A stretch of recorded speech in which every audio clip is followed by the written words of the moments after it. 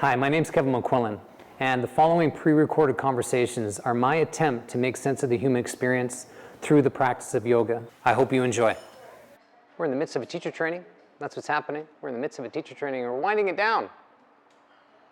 Second last day of this teacher training. And the theme of today is intimacy.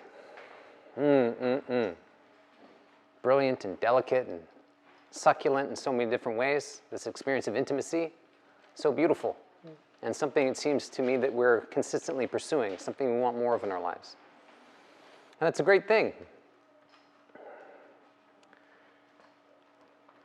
And in my teaching approach, I like to look at two sides of the equation. It's like, okay, what's intimacy and how do you define intimacy? And the idea is you define it on your own and you make it yours, your own unique perception of intimacy. Maybe you've done that. If you haven't, I encourage you to do it, because most likely intimacy was passed down onto you by other people, and that's what you've been practicing since. That's the tendency with these concepts.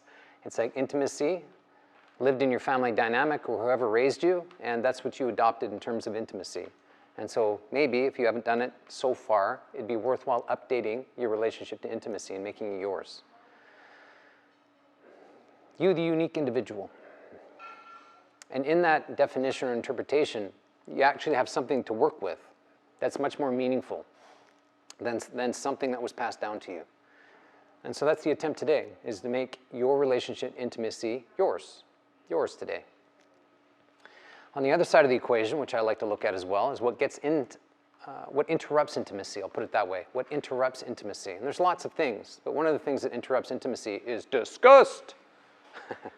Disgust. And our disgust response. And how disgust interrupts intimacy. If you're disgusted, the chances of you want to be intimate is limited. If you're disgusted by somebody, do you really want to be intimate with them? Well, the answer is of course not. Why would you? They're horrendous. It goes something along those lines. And so up on the board, I put some distinctions. Disgust, a mechanism of protection, you could put it that way. Our disgust response protects us in a whole host of different ways. And you could say and argue that it keeps you alive. Don't eat those poisonous berries out on the cold tundra. You will die. Don't drink the spoiled milk. You'll get sick. These kinds of things. And so our disgust response is a mechanism of protection that keeps us healthy in various different ways.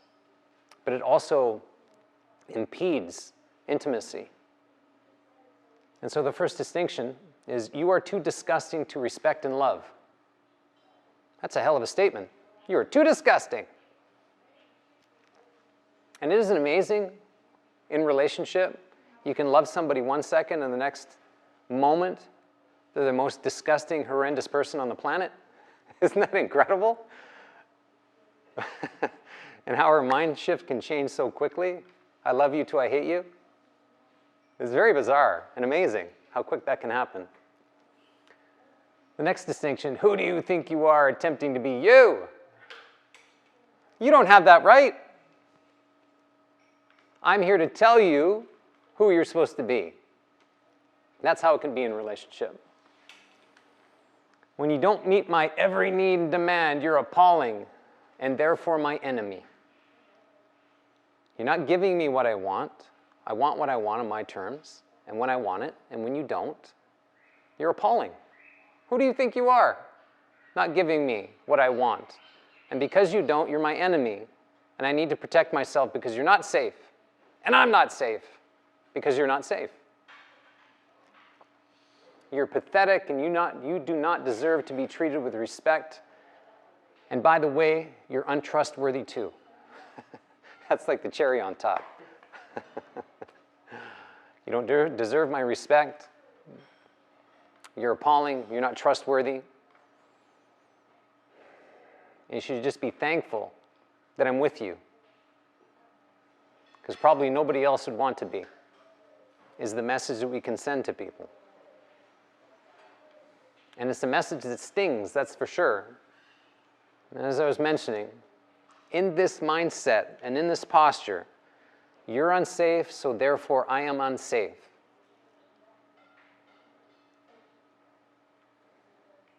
And as a consequence, I quit I quit.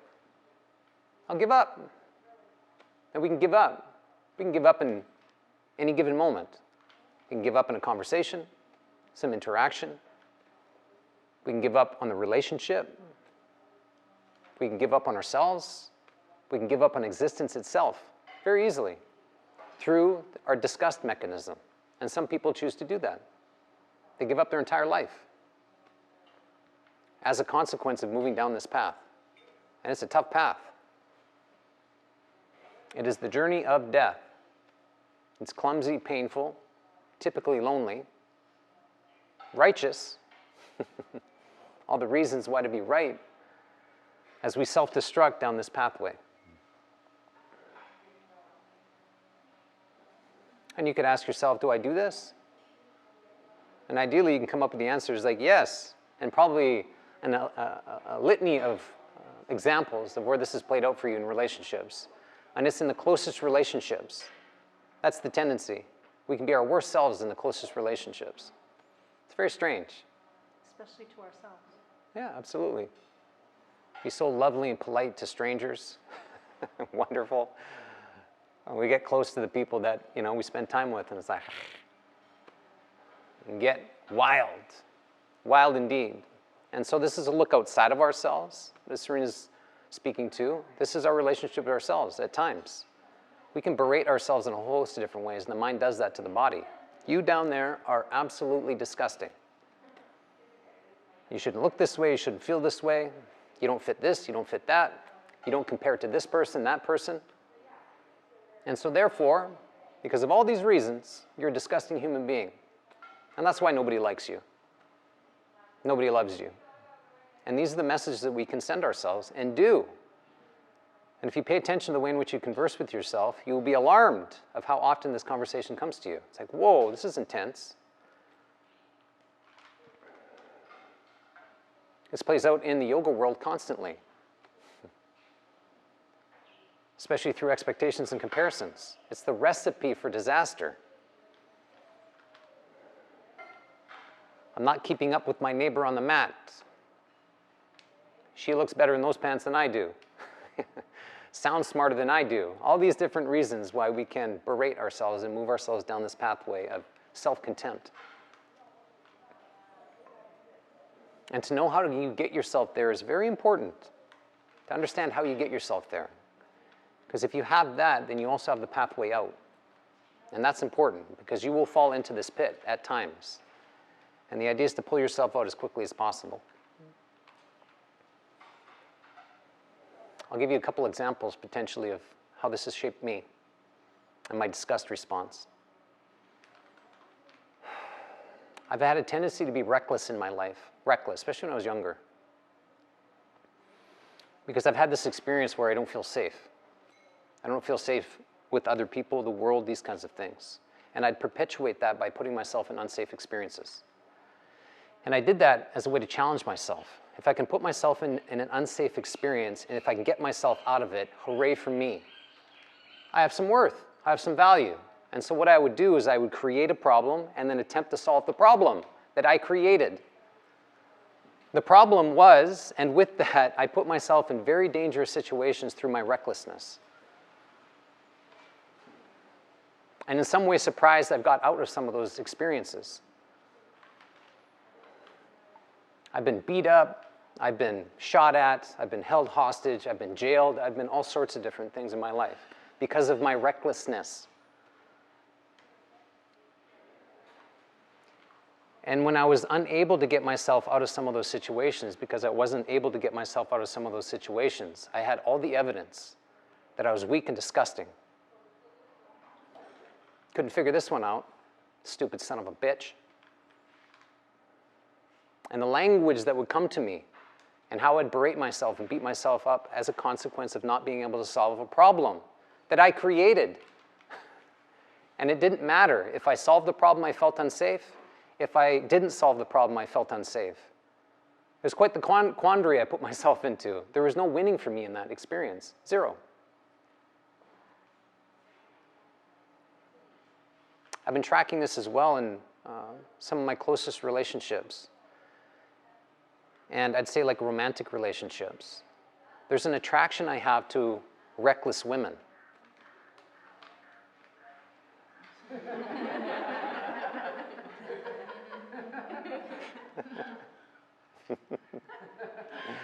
I didn't forewarn her about this. So keep me safe. It's like strength in numbers. It's the unpredictability and the volatility that that I'm attracted to, in particular women, because I'm used to it in some ways. It leaves me feeling unsafe, but also gives me a problem to attempt to solve. And when I solve that problem, it's like, good for me. I have value, I have worth, you're winning. The problem with that is I still feel unsafe. In the unpredictability and the volatility, I can feel unsafe. And when I don't solve that problem, guess what?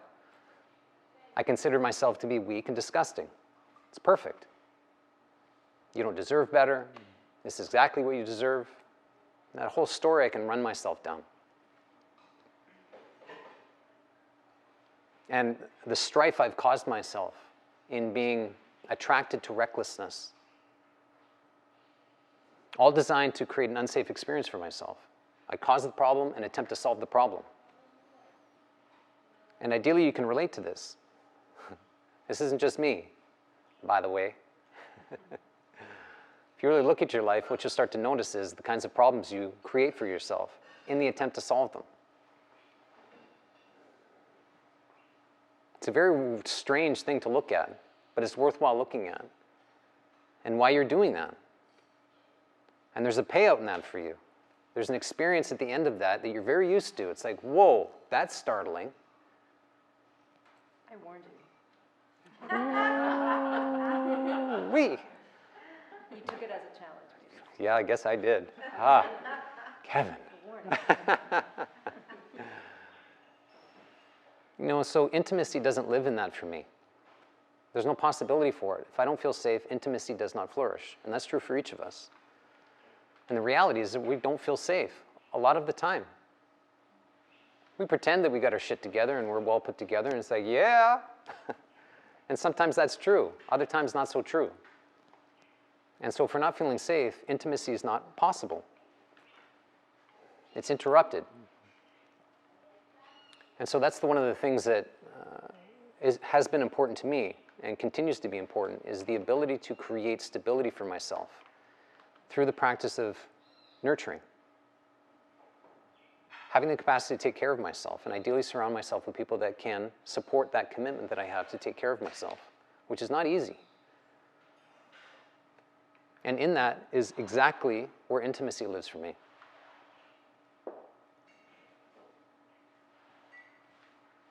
And so that's a particular practice in of itself, the ability to set ourselves up to experience the very things that we want.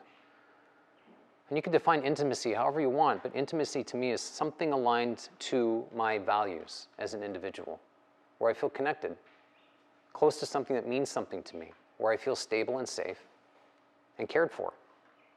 And I can imagine that to be true with you as well. And it's a brilliant experience when it happens.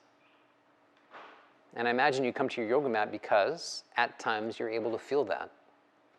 In various different ways, that's the pursuit in your practice. To feel that stability, that security, the intimacy you're able to create through practice. And so on the bottom board here, there's some distinctions around intimacy. Deeply knowing another and being deeply known is an element to intimacy. Being so focused on somebody that you get to know them deeply, which is challenging these days because our attention span can be everywhere. And so we have to focus on somebody to get to know them. And that must be true too with us. We have to focus in on ourselves. That's the brilliance of practice. Whether you chant or kriya or meditate, the idea is to focus in on yourself. And so you get to deeply know yourself and know what you need when you need it. Instead of allowing other people to tell you how to live your life. That doesn't work. You know that. And if you know it, stop doing it.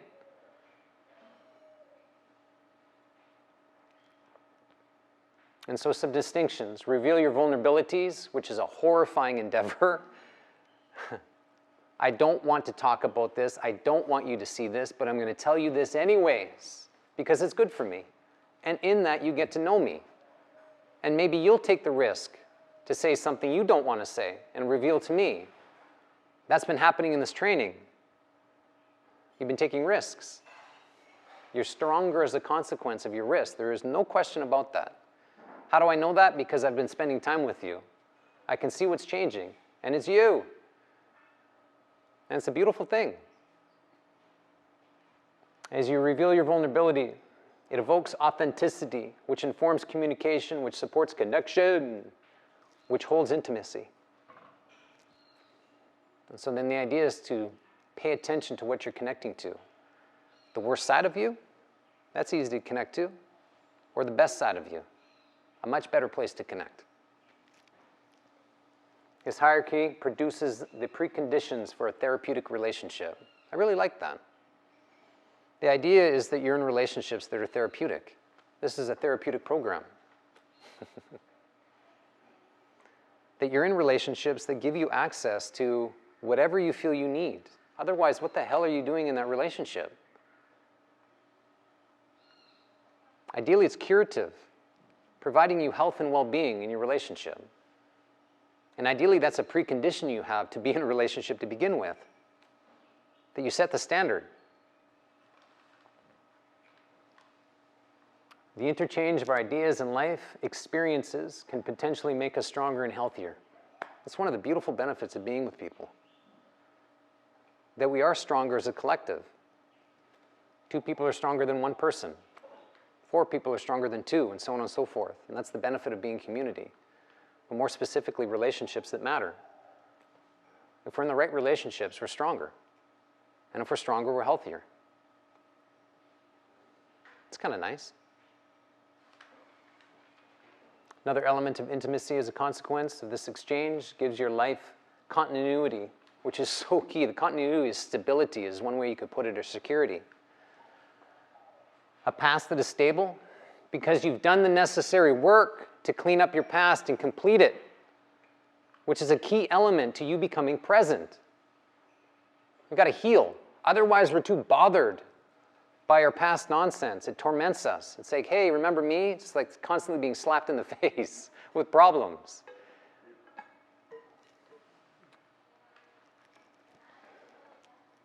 And once you have a stable past, a present that is real because you are present, that you can be with things and people, relationships, things you're committed to in a real fashion.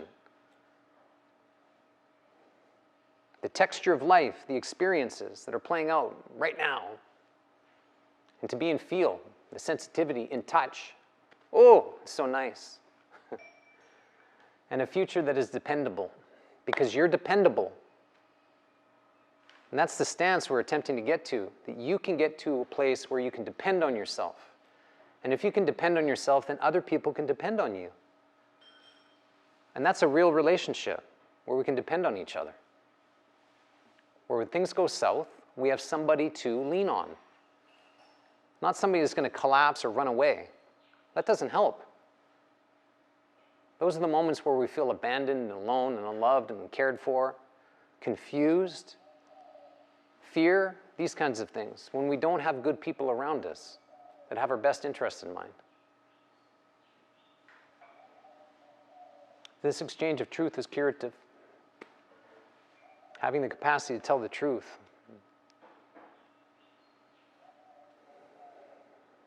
And you could ask yourself, well, what is your truth? And your truth is going to be somewhere around your value hierarchy. You start speaking to your values, that's your truth. It's a beautiful thing, it's a wonderful thing. It's the mechanism of creation, which is you in of itself, this beautiful being that you are. That you have the capacity to take care of yourself as an individual. And as a consequence of that, your relationships are curative. They're therapeutic, they're wonderful, they're everything you want. And that is absolutely possible, and you have it in your life now, flashes of it. Maybe more of it, I don't know, but I could imagine you want more of it. I could imagine that. And it's a wonderful thing to pursue. But an element of it is you have to set the preconditions for you as the individual and the kinds of relationships you want to have, and lay those out as clear as possible in a very sophisticated manner. Because otherwise, everything you don't want will visit you. And that's already been happening in your life. Because we can have so much attention on what we don't want. And that's what I notice in a lot of people. We go through life and it's like, okay, these are the things I don't want. It's like, well, what do you want? Well, I don't know. I don't know what I want. I know what I don't want. It's like, yeah, that's nice. The more you focus on that, it's the very thing that's going to manifest. And so this is the balance. Pull yourself out of that and focus in on something you can develop intimacy around. And that's what practices are all about. Nestle something important into them, make them meaningful, and strengthen yourself. So I have a question for you.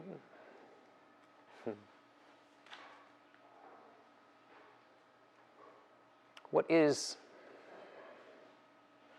a statement that you say out loud that arises from your disgust response? Maybe it is, this is disgusting. You're disgusting. I don't know. If you think about your relationships, your past, maybe even present relationships, what's one thing that you say out loud sometimes, or even to yourself, that supports your disgust mechanism? It's a hell of a question. You say, in relationship to somebody else, yes? I'm never good enough. I'm never good enough. Okay, thank you for that.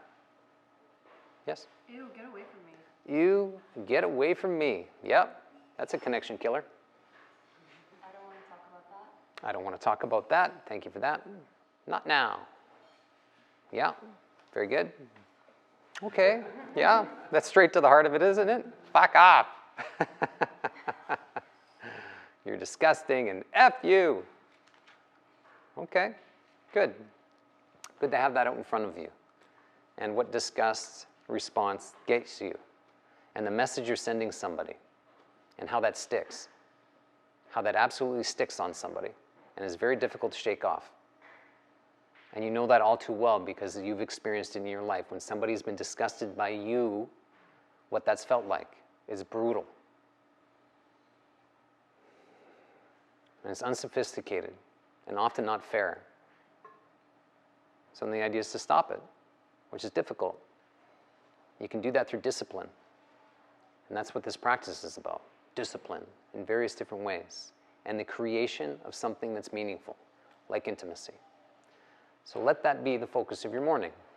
You get to define your intimacy, your meaning of intimacy, nestle that into your practice, and see what happens. You up for that? Yes. Okay. Appreciate the enthusiasm. Okay, everybody, onto your mat. We're going to move along.